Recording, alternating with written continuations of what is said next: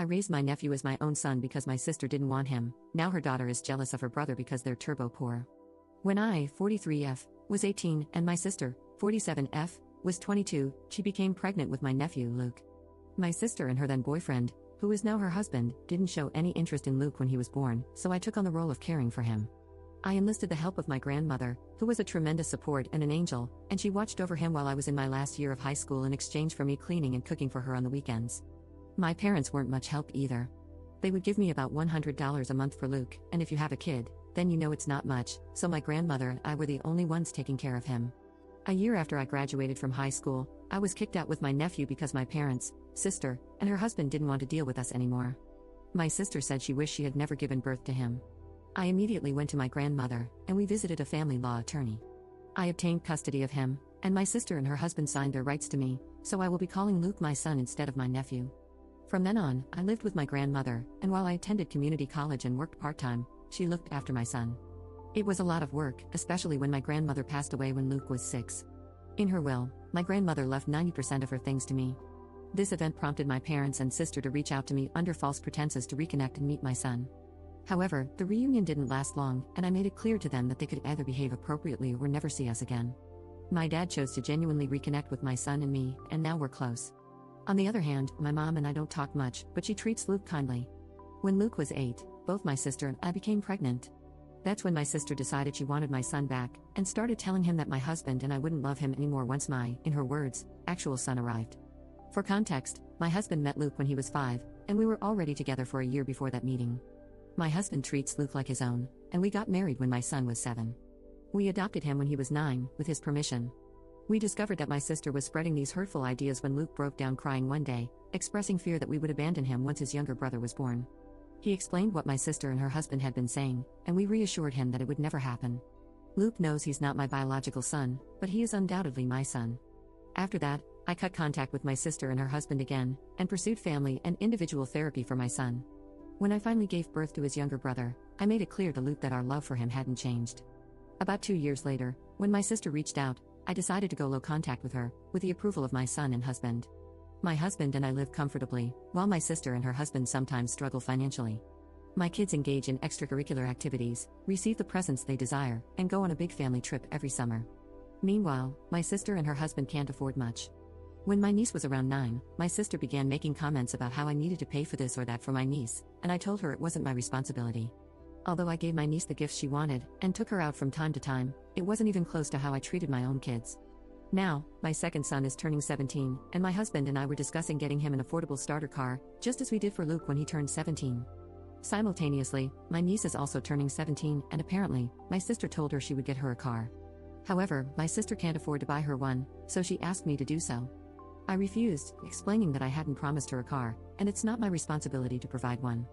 My sister got upset and didn't talk to me for a while after that. When my son's 17th birthday arrived, we surprised him with a car. A couple of days later, my niece called me, screaming and crying, asking why I hate her and why I can't treat her the same as her brother. Calmly, I explained that things were different, that her brother is my son, and while she is my niece, I can't buy her the same things as my son. I clarified that, as an aunt, my role involves birthday presents, Christmas presents, and showing up when it matters, nothing more. I emphasized that her brother will always mean more to me than she ever will. Despite my calm explanation, my niece continued yelling and accused me of being unfair before hanging up. Subsequently, my sister called to berate me about doing more. I pointed out that if she hadn't promised a car or my money to my niece, none of this would have happened. It's been a couple of days, and I'm receiving calls from some family and some of my sister's friends, calling me nasty names and some other things. I do feel a sense of guilt because my kids did grow up with more, and I suppose I could have helped more. So, am I the jerk for what I said to my niece? Update 1. To get some names in order, I will be addressing my niece as Emily, and my youngest son as Justin. 2 days after Emily's call, I decided to meet up with her. We decided to meet at a park that's a few minutes away from my home. When we met, Emily seemed normal but a little bit tired. I told her I didn't mean to hurt her in any way, but she needs to understand it's not my job because I'm not her parent. She said she understood that, but she was jealous that her brother and Justin got everything they wanted. I told her that first, Luke isn't her brother, but her cousin because of how things happened. Second of all, they don't get everything they want, they work for it. They get good grades, do chores, and stay out of trouble for the most part. I then asked her the real reason for why she was acting this way, as she never had a problem before this. She started crying, saying it wasn't fair that Luke and Justin get everything they want while she gets barely anything. She claimed that Luke lucked out in life by being adopted by my husband and me. She asserted that she deserves to have what my sons have, and that as family, I have to take care of her too. I told her that she is part of my family, but not my child. I do love her, but she's not my responsibility. I then asked her why she feels so strongly about it. She said that even though her parents take good care of her, she feels like she's just an obligation to them. When she sees how Luke and Justin were raised, she gets jealous because, in her eyes, we don't view the boys as an obligation. According to her, we are a family that's always together, always works through problems, and helps each other. Even though I stayed in her life and took her out with my family, she always felt jealous that she had to be the one to leave.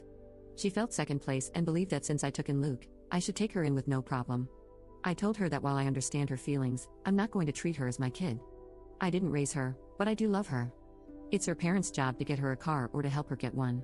She got more upset, saying that I clearly don't care about her, and she left. I texted her, saying that I do care for her, but I'm not her mom, and it's not my job. After I got home, my husband and I talked, and we decided to call my sister. I told her that my family and I are going full no contact. My sister then asked about how I'm going to get in contact with Emily. I told her Emily is almost an adult, she can contact me if she wants.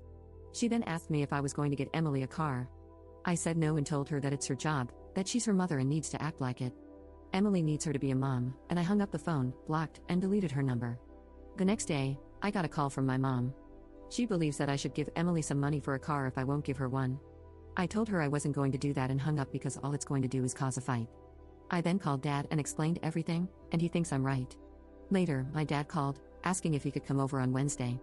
When he showed up, he was visibly upset. Mom gave a big chunk of money out of my parents' retirement fund to my sister.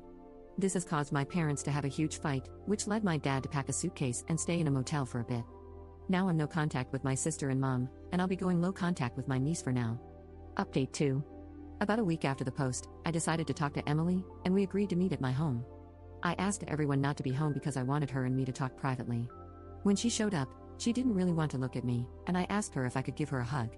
She nodded her head, and the minute I hugged her, she cried. She said she was sorry for how she acted, and I told her she didn't need to apologize.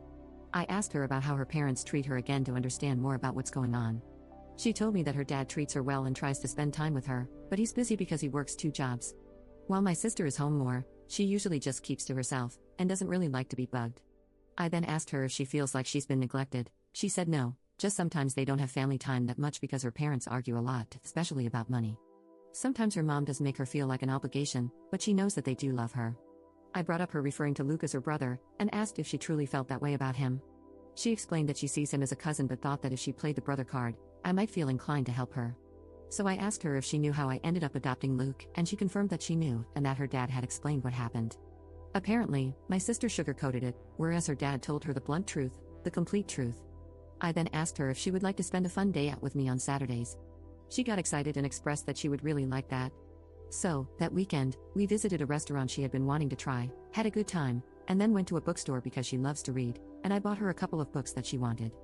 When Emily and I were supposed to have our second weekend out, I had to cancel because Justin ended up in the hospital. While at football practice, he got tackled, which knocked the wind out of him and caused a bad asthma attack. This happened on a Friday, and Justin stayed at the hospital until Sunday. Emily and I were supposed to go out on Saturday, and that morning I called her and told her I had to cancel. Before I could tell her why, she started yelling at me, saying I never cared about her and hung up the phone. I tried calling her back, but it went straight to voicemail. Then I sent her a text saying that I didn't mean to hurt her, but Justin was in the hospital, and that we can have our day next weekend, but I never heard back from her. 2 days ago, my family and I were out for a family night when my neighbors called, saying that they called the cops because someone was vandalizing one of our cars. When we got home, the cops were there, and it was Justin's car. The car had scratches, little dents, paint, and there were 2 broken windows. My husband and I checked our security footage, and you could clearly see Emily and someone else vandalizing the car. My husband gave the video copy to the police, and Emily and her friend got arrested the next morning. My sister and mom came to my house, screaming that I was ruining my niece's life, and if I loved her, I would drop the charges. My husband is adamant that we don't drop the charges, and Justin and Luke agree with my husband, so that's where we stand now.